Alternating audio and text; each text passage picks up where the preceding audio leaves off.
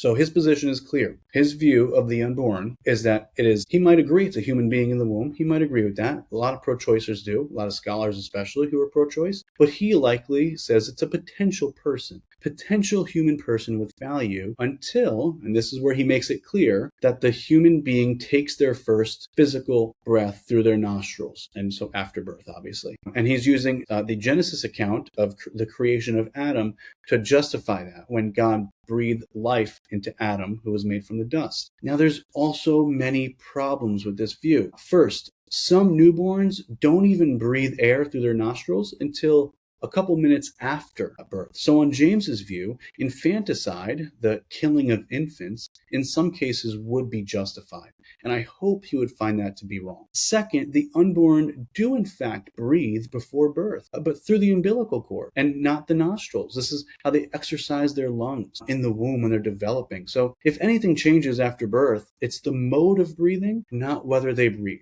And then third, Adam is not comparable to the unborn. All this passage proves is that any adults God creates out of mere dirt are not alive until God breathes life into them. I would agree with that. If God were to create a 30-year-old man right now out of dirt, it would not be alive until God would breathe life into them.